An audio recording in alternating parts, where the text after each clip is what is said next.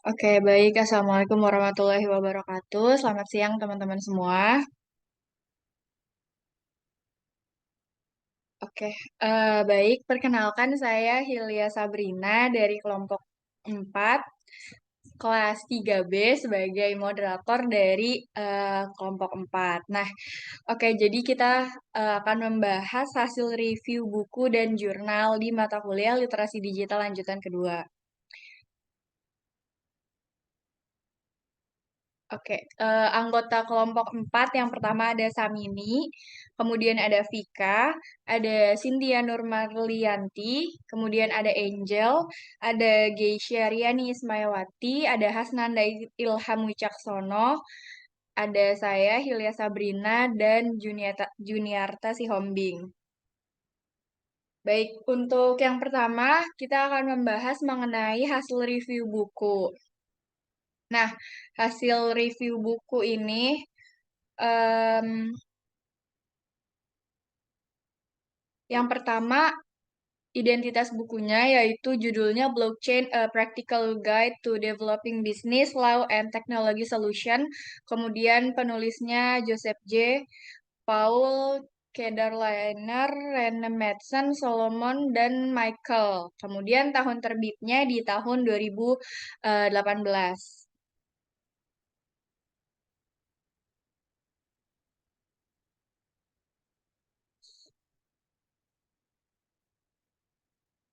Nah, selanjutnya adalah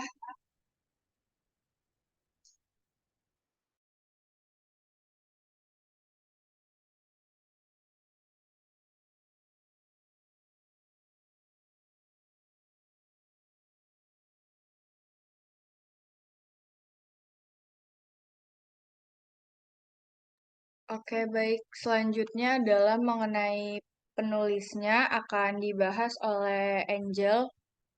Kepada Angel dipersilakan.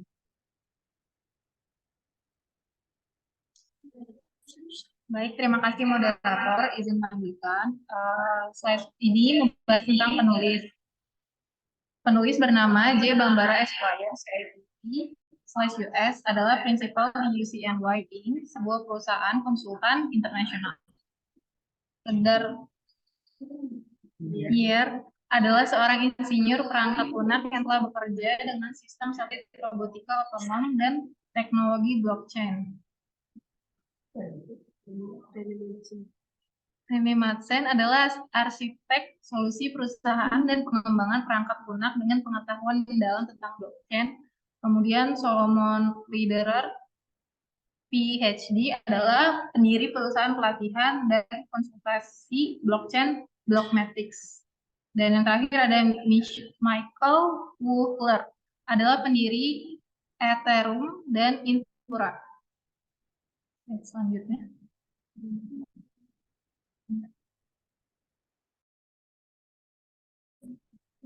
Slide selanjutnya.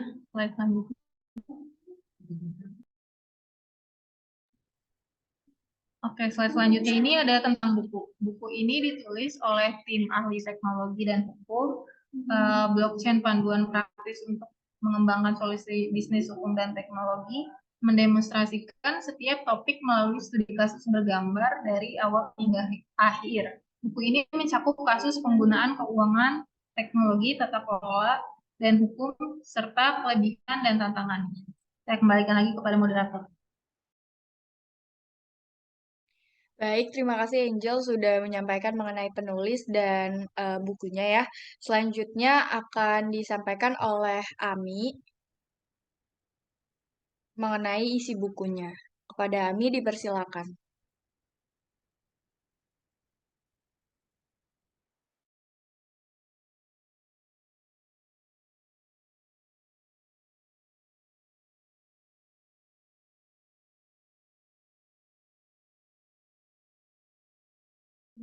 Amin.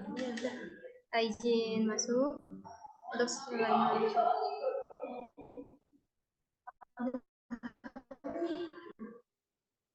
Ada suaranya nggak? Ada kan? Izin masuk ya untuk materi selanjutnya yaitu buku Blockchain: A Practical Guide to Developing Business, Law and Technology Solution oleh Joseph J. Bambara dan Paul R. Allen membahas topik blockchain dari berbagai perspektif seperti bisnis, hukum, dan teknologi yang dimulai dari pengantar blockchain dan diakhiri dengan topik masa depan blockchain.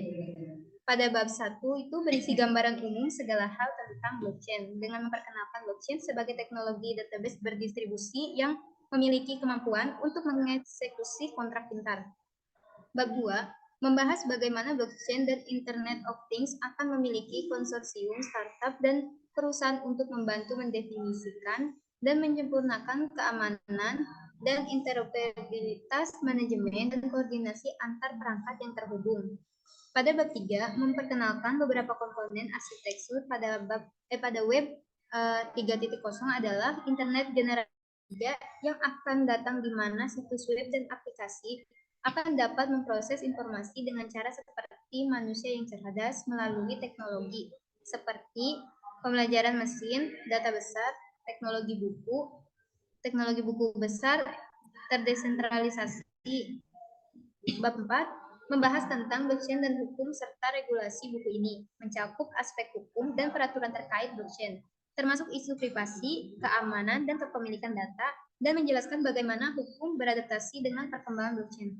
Next.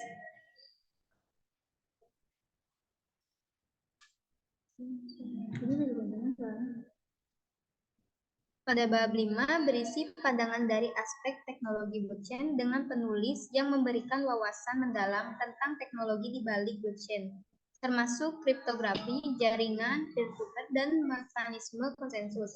Pada bab 6 berisi bahasa pemrograman kontrak pintar Solidity dan alat mempermudah dan mempercepat penerapan kontrak pintar ke blockchain Ethereum. Dalam bab ini, kita juga bisa membuat kontrak pintar sederhana pertama kita sendiri. Pada bab 7 berisi informasi akan memperkenalkan alat dan teknik yang sedikit lebih rumit dan lebih kompleks. Pada bab 8 mengenai kasus penggunaan solusi blockchain swasta dan konsorsium yang ditinjau dari teknologi blockchain pribadi seperti Hyperledger, Monex Ethereum, Hyperledger, Fabric, Quorum, dan alat Hyperledger Celo, Composer, dan Explorer. Selanjutnya saya serahkan ke moderator. Oke, baik. Terima kasih kepada Teh Sani yang sudah menyampaikan isi buku dari bab 1 sampai bab 8. Materi selanjutnya akan disampaikan oleh Vika. Kepada Vika dipersilakan. Baik, izin melanjutkan. Boleh di next.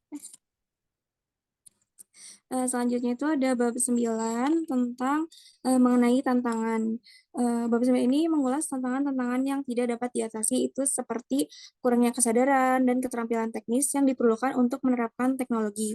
Meskipun tantangan-tantangan tersebut memerlukan banyak upaya untuk mengembangkan infrastruktur dan mekanisme keselamatan untuk mengatasinya. Selanjutnya itu ada bab 10 mengenai aplikasi blockchain dan taruhan. Memperkenalkan siklus hidup pengembangan aplikasi taruhan yang berfungsi penuh dan dibangun oleh Ethereum. Dalam membangun aplikasi taruhan ini, tim pengembang harus memastikan dulu bahwa aplikasi telah mematuhi standar keamanan dan privasi yang telah ditetapkan oleh Ethereum. Meskipun fokus utamanya adalah pada pengkodean dengan Solidity dan menjelaskan setiap baris kode dan setiap langkah pengaturan yang diperlukan untuk membangun application. Selanjutnya itu bab 11 mengenai penyebaran contoh aplikasi blockchain dan taruhan. Memberikan studi kasus nyata tentang implementasi blockchain dalam berbagai industri seperti keuangan, rantai pasokan, perawatan, kesehatan, dan lainnya. Kemudian dalam aspek implementasi praktis yang memberikan panduan langkah demi langkah tentang cara memulai dengan pengembangan dan implementasi solusi blockchain ditambah dengan penjelasan alat-alat dan teknologi yang dapat digunakan. Boleh di next.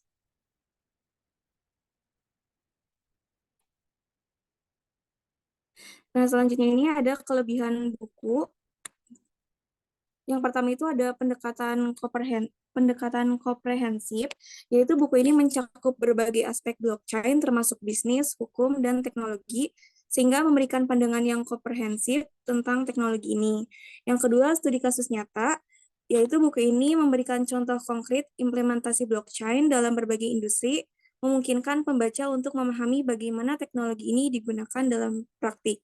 Yang ketiga, panduan praktis, yaitu bab implementasi praktis, menyediakan panduan langkah demi langkah untuk memulai dengan pengembangan solusi blockchain, menjadikannya sumber daya yang berguna bagi praktisi yang ingin mengimplementasikan teknologi ini. Yang keempat, pemahaman hukum, yaitu bab hukum dan regulasi, membahas aspek hukum yang penting terkait dengan blockchain, yang merupakan informasi berharga untuk para profesional hukum dan regulator. Selanjutnya saya kembalikan kepada moderator. Baik, terima kasih Tika sudah menyampaikan isi buku dari bab 9 sampai 12 serta kelebihan bukunya. Selanjutnya akan disampaikan oleh Geisha. Kepada Geisha dipersilakan. Baik, terima kasih moderator. Boleh di next. Di sini ada kelemahan buku. Yang pertama, perkembangan cepat. Teknologi blockchain terus berkembang dengan cepat, sehingga buku ini mungkin tidak mencakup tren terbaru atau perubahan signifikan dalam ruang blockchain yang terjadi setelah buku ini diterbitkan. Ada yang kedua, kemungkinan kompleksitas karena sifat sistem teknis blockchain, beberapa pembaca tidak memiliki latar belakang teknis mungkin merasa kesulitan memahami beberapa konsep yang dijelaskan dalam buku. Yang ketiga, keterbatasan detail. Karena sifat umum buku panduan, beberapa pembaca mungkin mengharapkan informasi lebih rinci dalam beberapa aspek yang memungkinkan memerlukan referensi tambahan. Boleh di next, Teh?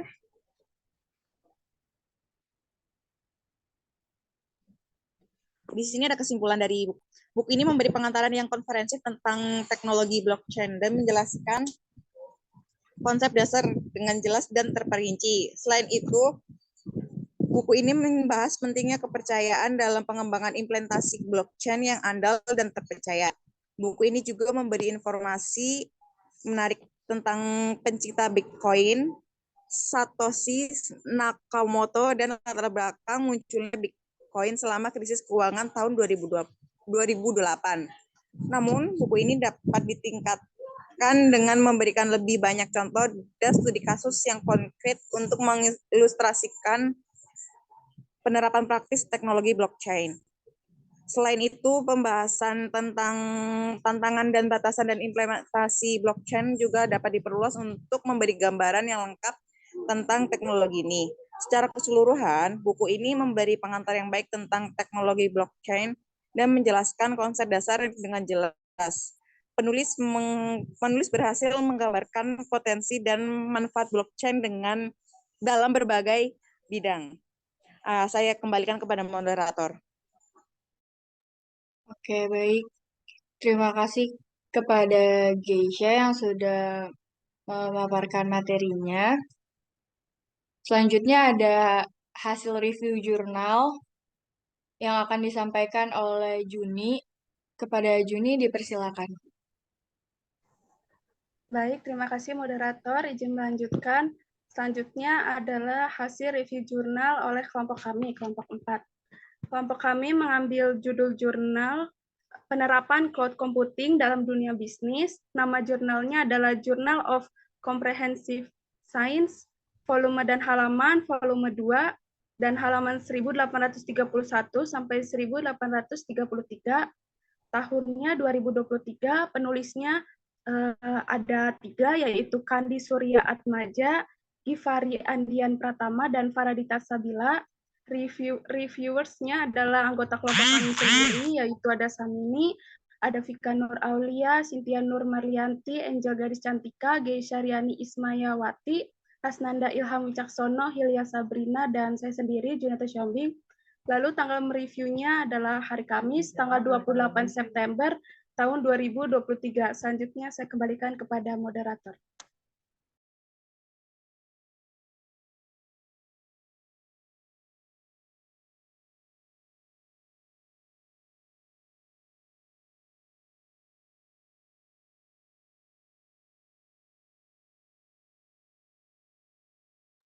Oke, baik. Terima kasih, Juni. Selanjutnya ada hasil penelitian dari jurnal yang kami review akan disampaikan oleh Hasnanda Ilham. Kepada Ilham dipersilakan.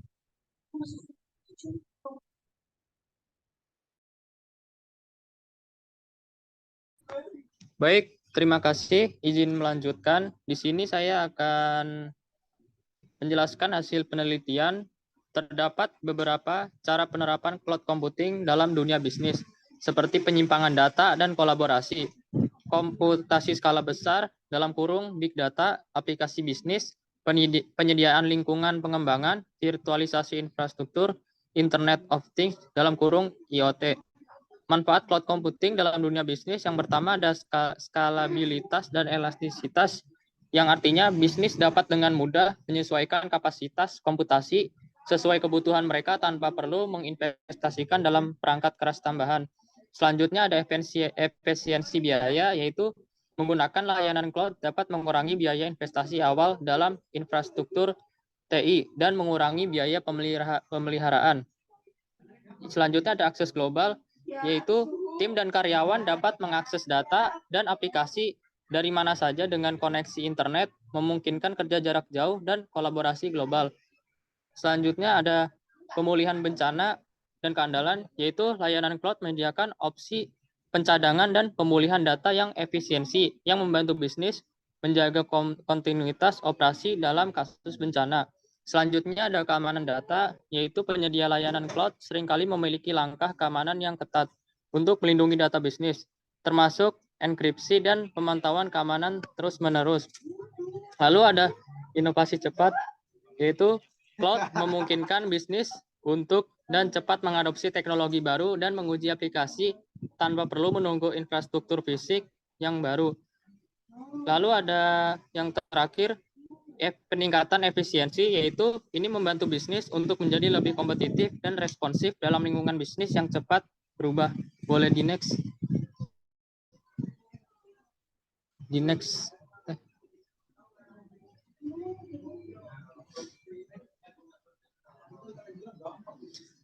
Ya, perusahaan dapat dengan mudah menambah atau mengurangi kapasitas penyimpanan dan pemrosesan data sesuai dengan kebutuhan bisnis. Cloud computing memberikan keamanan data yang lebih baik karena data disimpan di pusat data yang aman dan dilindungi oleh teknologi keamanan yang canggih. Untuk selanjutnya saya serahkan kembali kepada moderator.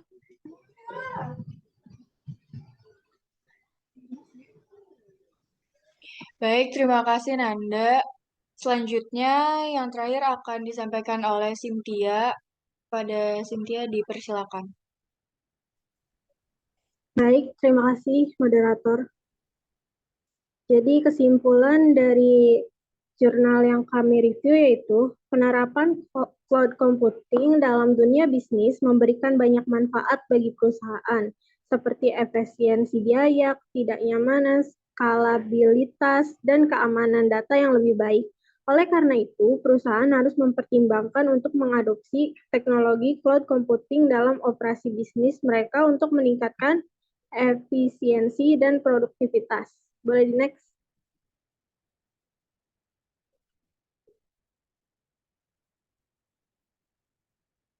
Jadi di sini ada kelebihan dan kekurangan dari jurnal tersebut. Kelebihannya yaitu memberikan pemahaman tentang teknologi cloud computing dan bagaimana penerapannya dapat membantu bisnis. Selanjutnya itu menjelaskan manfaat penggunaan cloud computing dalam bisnis, seperti efisien biaya, skalabilitas, dan ketidaknyamanan. Yang terakhir yaitu dapat menjadi sumber referensi yang berguna bagi para pengambil keputusan dalam bisnis untuk mempertimbangkan penggunaan cloud computing. Dan kekurangannya yaitu makalah ini terlalu umum sehingga tidak memberikan detail yang cukup tentang penerapan cloud computing dalam bisnis. Sekian dari saya, selanjutnya saya serahkan kepada moderator.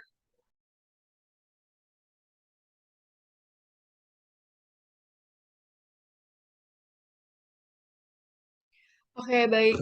Untuk penyampaian materi sudah disampaikan semua oleh teman-teman kelompok 4. Selanjutnya mungkin ini kita langsung tutup aja kali.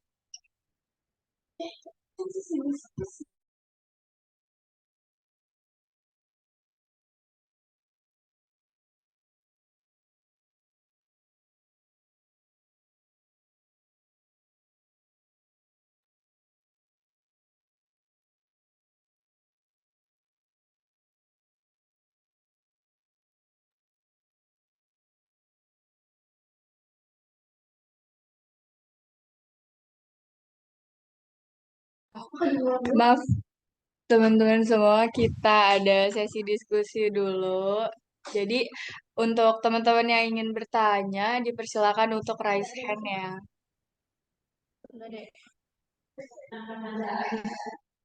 Udah kan?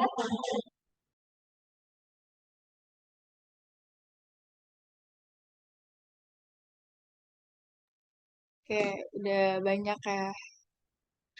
Yang pertama ada Siti Rodia. Kepada dia, dipersilakan.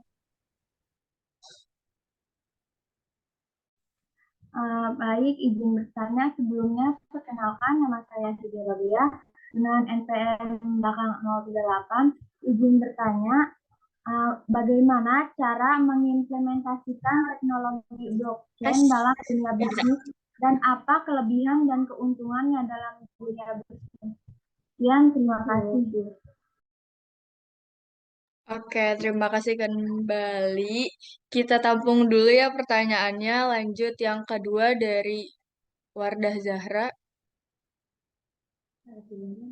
Baik, terima kasih atas kesempatannya. Apakah suara saya terdengar? Terdengar aman. Oke, perkenalkan saya Wada Zaha dengan akhiran NPM 044. Izin bertanya, bagaimana blockchain dapat membantu dalam meningkatkan keamanan dan transparansi dalam bisnis? Sekian, terima kasih.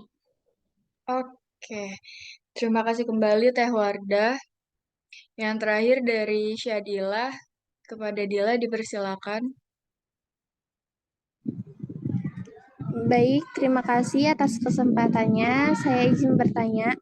Dalam slide 15 kan ada manfaat cloud computing, salah satunya efisiensi biaya. Apa kaitannya dengan blockchain? Terima kasih. Oke, baik. Terima kasih kembali Teh Dila.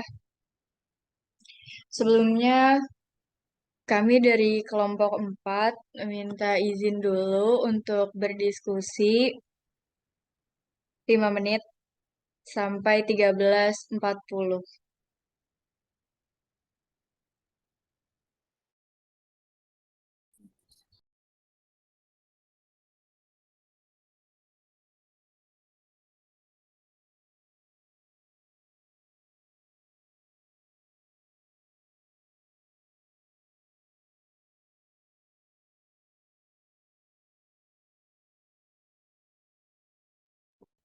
Presentasinya udah selesai, Mbak Hilya?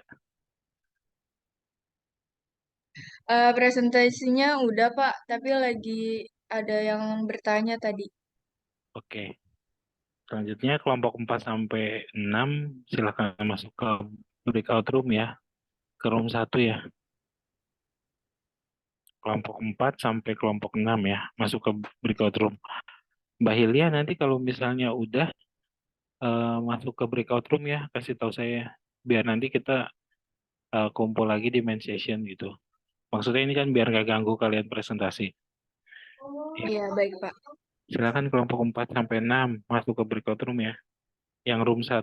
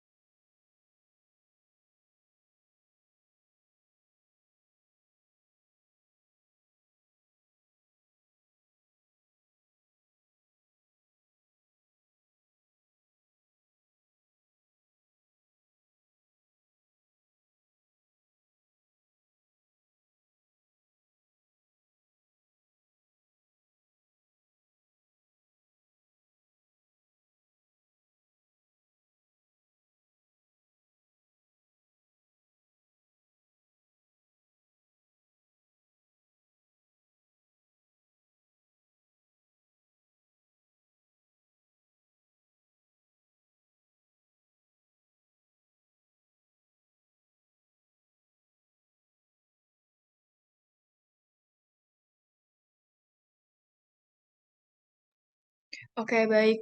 Untuk pertanyaan dari teman-teman akan kita jawab dari kelompok 4. Yang pertama tadi pertanyaan dari Teh Diah. Pertanyaannya bagaimana cara mengimplementasikan teknologi blockchain dalam dunia bisnis dan apa kelebihan dan keuntungannya dalam dunia bisnis. Untuk pertanyaan dari Teh Dia akan dijawab oleh Angel. Kepada Angel dipersilakan. Baik, terima kasih moderator. Pertanyaannya bagaimana cara mengimplementasikan teknologi blockchain dalam dunia bisnis dan apa kelebihan dan keuntungannya dalam dunia bisnis. Jawabannya itu langkah pertama itu kita harus identifikasi kasus penggunaan. Misalnya itu kalau mau meningkatkan transparansi dalam rantai pasokan, mempercepat proses pembayaran atau memperkuat manajemen identitas. Terus langkah selanjutnya itu adalah pilih platform blockchain. Pilih platform blockchain yang sesuai untuk kebutuhan bisnis. Terus langkah ketiga itu pengembangan aplikasi. Aplikasi dapat dikembangkan atau kontak pintar yang sesuai dengan kasus penggunaan Anda. Langkah keempat itu pemilihan node atau partisipan. Tentukan siapa yang akan menjadi node dalam jaringan blockchain. Langkah kelima itu implementasi keamanan. Keamanan harus menjadi prioritas utama, maka dari itu pastikan data sensitif dienkripsi dan langkah-langkah keamanan lainnya diterapkan untuk melindungi jaringan Anda. Terus langkah yang terakhir itu adalah uji dan evaluasi. Uji aplikasi blockchain secara menyeluruh untuk memastikan semua fungsi berjalan dengan baik. Evaluasi kinerja dan manfaat yang dihasilkan. Kelebihan dan keuntungannya itu ada transparansi, keamanan, efisiensi, biaya, kemudian ada kecepatan transaksi, pemantauan rantai pasokan, peningkatan kepercayaan, dan kontrol identitas dan kontrak pintar. Apakah jawabannya sudah cukup jelas? Jawabannya sudah jelas. Terima kasih. Terima kasih dia. Oke, terima kasih Teh Angel. Selanjutnya pertanyaan yang kedua dari Syadila. Dalam slide 15 kan ada manfaat cloud computing, salah satunya efisiensi biaya. Apa kaitannya dengan blockchain?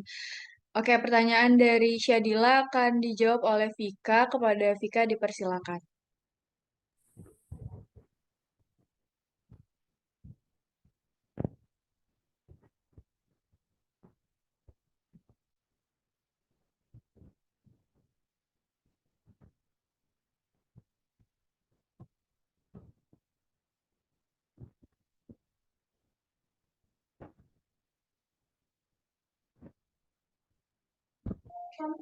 Teh Vika punten, nggak ada suaranya ya? Apa gimana?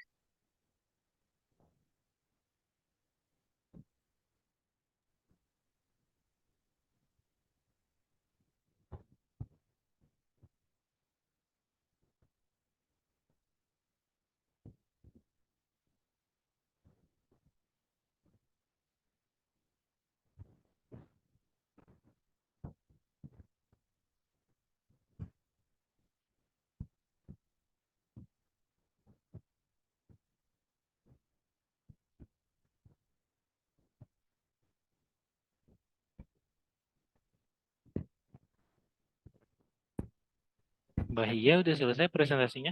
Tanya jawabnya? Belum Pak, satu lagi belum dijawab. Ya, nanti tutup pakai pantun ya. Oh ya, siap. Oke, kalau silakan kelompok 7 sampai 9 ke breakout room 1 ya. Kelompok 7 sampai 9 ke breakout room 1 ya.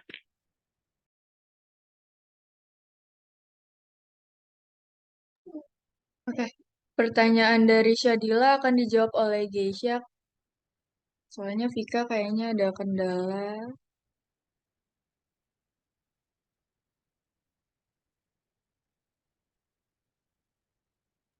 Baik ya, dari pertanyaan dari Sadila. Dalam slide 15 kan ada manfaat cloud computing, salah satu efisien biaya. Apakah kaitan dengan blockchain? Kaitannya dengan efisien biaya, blockchain dapat membantu mengurangi biaya transaksi dan administrasi yang terkait dengan bisnis dalam beberapa kasus. Blockchain dapat menggantikan pihak ketiga seperti bank atau notaris dalam memvalidasi transaksi sehingga mengurangi biaya terkait dengan layanan mereka. Baik, apakah sudah cukup, Syadila? Terima kasih, Teh. Baik, sama-sama, Teh. Oke, baik. Yang terakhir ada pertanyaan dari Wardah. Pertanyaan dari Wardah akan dijawab oleh Juni. Kepada Juni dipersilakan. Baik, izin menjawab pertanyaan dari Wardah. Tadi pertanyaan Wardah adalah bagaimana blockchain dapat membantu dalam meningkatkan keamanan dan transparansi dalam bisnis. Jadi jawabannya adalah dalam keamanan data, informasi dalam blockchain disimpan dalam blok yang terhubung secara kriptografi. Ini membuatnya sulit dimanipulasi atau diubah tanpa persetujuan jaringan. Data yang masuk ke blockchain cenderung aman dari peretasan, sedangkan dalam transparansi, informasi di blockchain bersifat publik dan dapat diakses oleh semua peserta dalam jaringan. Ini menciptakan tingkat transparansi yang tinggi sehingga setiap perubahan atau transaksi dapat dilihat oleh semua pihak. Bagaimana, Wardah? Iya, Juni, terima kasih. Sama-sama, Wardah. Selanjutnya saya kembalikan kepada moderator. Oke, 3 pertanyaan dari teman-teman untuk kelompok 4 udah dijawab semuanya ya. Oke, untuk mengakhiri presentasi kelompok 4 ditutup dengan pantun. Ternak-ternak si ikan teri diternak di kolam. Karena telah sampai di penghujung materi, kuakhiri dengan salam. Wassalamualaikum warahmatullahi wabarakatuh. Waalaikumsalam warahmatullahi wabarakatuh. Oke. Di stop dulu recordnya.